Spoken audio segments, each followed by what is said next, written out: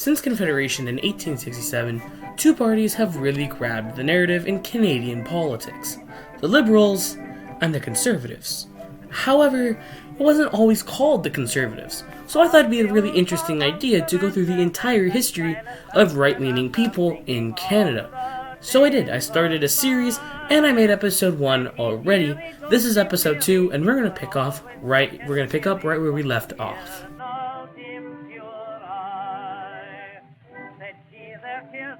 And yes, I do say inconsistent parliament, and you're gonna see why in just a second. So Sir John Abbott becomes Prime Minister in the middle of June 1891, and he's not sure, okay, am I this real Prime Minister? Like, do the people have confidence in me? Or am I just this guy who's gonna be around a couple of days and then just leave? It turned out that it was gonna be the second option. While he may not have known if the people really had confidence in him, he didn't know his days were numbered. He was really, really ill and really, really old. He was 70, and in the 1800s, you're gonna die soon if you're 70. And he passed on the crown, or not the crown, but you know what I mean, in late 1892 to another of his Conservative caucus members. And what do they do here? They give it to Sir John Thompson. Now, if you didn't watch the last episode, please go watch it. It makes this a lot more sense. But Sir John Thompson, he's like, they were going to give it to him originally when Sir John A. Macdonald dies, but they didn't want to because he was a Catholic. Now it doesn't seem to matter. He's our first Catholic Prime Minister in December or November, somewhere around there, late 1892. And now he is supposed to be the guy who's going to carry on Sir John A. Macdonald's legacy. He's the guy that will make conservatism in Canada strong like it was in Sir John A. Macdonald. He's the one to lead, right? And it's not because he's 70 years old. He's not. He's 40. He's 49 in 1894. And I bring up 1894 specifically because while visiting Windsor Castle, he's in England in Windsor Castle, suffers a heart attack and dies. He's less than 50 years old, and he dies in Windsor Castle. Now, he had 2 years to do something, and he didn't. But he didn't really have much time. He probably would have addressed the main issue of his time, the Manitoba Schools question. Now, the Manitoba Schools question is they are going to get rid of Catholic schools. Now, here in Ontario, and I believe in Alberta, they have provincially funded Catholic schools, which is independent from provincial schools. So here in Ontario, you have the Toronto District School Board for the non-religious, and then the Toronto Catholic District School Board for the Catholic School Board. So they were getting rid of that in Manitoba. And people were like, what? What are you going to do, Prime Minister? You're the one in charge, because the Premier was a Conservative at the time. And the Conservatives usually don't want to do that. And when you have a Conservative in there, they're more likely to disagree with that position and want to keep the Catholic schools, especially when Sir John Thompson is a Conservative himself. He shuts his lips. He doesn't do anything. But, again, 2 years? What are you going to do in 2 years? Well, he dies, hands it over to Mackenzie Bell. Now, Sir Mackenzie Bell, he's elected by the caucus instead of a leadership race. Those didn't really exist until, the 1920s. The Liberals did one in 1919, the Conservatives followed suit in 1927, although no one really used that. So Sir Mackenzie Bell's in, he does nothing about the Manitoba Schools question. He is a horrible Prime Minister. Get that through your mind. Nobody liked Sir Mackenzie Bell in his 2 years in office. In 1896, now 5 years after Sir John A. Macdonald dies, 5 years after the last election, and before the Canada Elections Act of 2007, you could have an election 5 years after the previous one, although that would only really happen in some circumstances. It didn't happen too often. We had 3 right back to back in 1930, 1935, 1940, 1945, although they were really rare. So in 1896, Sir Charles Tupper becomes Prime Minister. Now, Charles Tupper is a really important person in Canadian history. She's only remembered for his 68-day premiership. We're going to get to that in a minute. He's only remembered for basically nothing, although he was really important. He's the first premier of Nova Scotia through Confederation. He was a premier of the colony, the colony of Nova Scotia, going in through Confederation. And Nova Scotia is the only province that votes orange at the federal government. Now, the orange isn't NDP. It's anti-Confederation.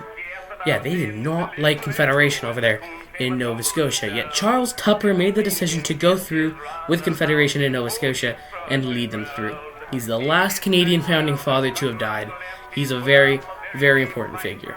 Although, again, 68 days, he never sat in government because of the unfortunate timing of when he became Prime Minister.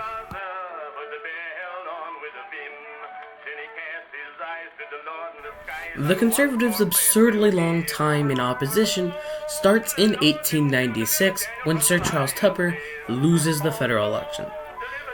But only when it comes to seats. Now with seats, that's how the Prime Minister is decided. The Prime Minister is the leader of the party with the most amount of seats. And that's why I get infuriated when people say Mark Carney is not the Prime Minister. He's the leader of the party with the most seats. By constitutional definition, he's the Prime Minister. But anyways, moving on. In 1896, he loses the support of the House to the Liberals. However, he wins the popular vote. Now, this is actually possible. It's happened a lot more times than you'd think. The Liberals have won 3 elections since 2005, but they only won the popular vote once. So, thought I'd throw that out there. In 1896, Sir Charles Tupper loses, and Sir Wilfrid Laurier begins. Now, why did Sir Charles Tupper lose? Well, I don't know, maybe the fact that he sat for maybe 50 days at this point, and you haven't had a Prime Minister serve for 3 years since Sir John A. Macdonald. So, 5 years ago. So, it's quite a bit of an inconsistency played into the part, and also, they're just snobby. They come off as snobby.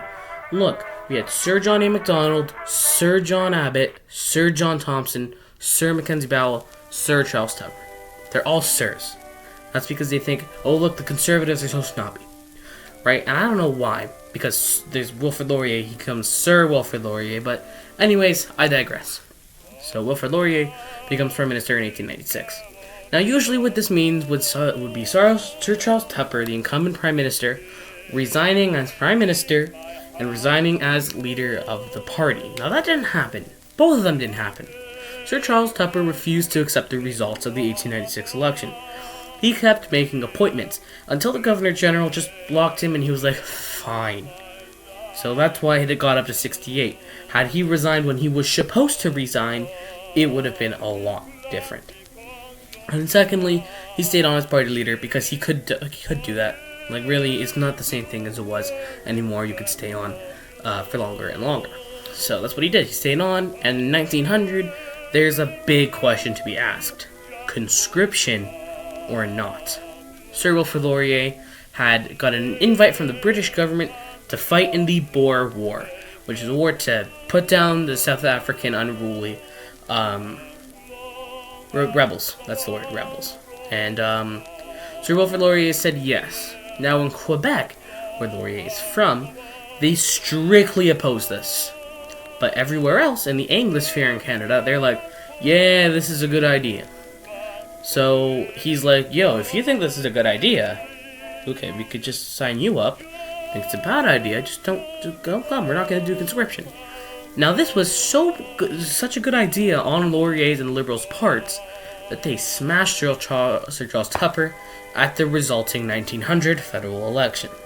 Sir Charles Tupper then resigns as party leader in 1901, accepting the results of the election this time, thankfully, and he gets replaced with Sir Robert Borden. Now, Sir Robert Borden is a guy. At this point, he's just a guy. No one really cares. 1904, Laurier continues to win, gaining more seats, actually, than he got in the last election. In 1908, same story. Laurier wins, however, he loses some seats. It's not a big difference. He loses about 8. The Conservatives gain about 10. But who would have known that could have been a sign of things to come in the next election?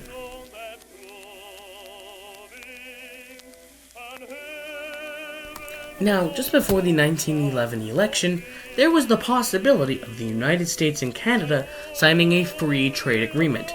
And it was almost going to happen. Free trade in the 1910s. What do you think of that? That would be insane and would definitely spike up our relationship, considering that the Americans didn't even think we were independent from Britain until 1924. But anyways, that was really mean of them.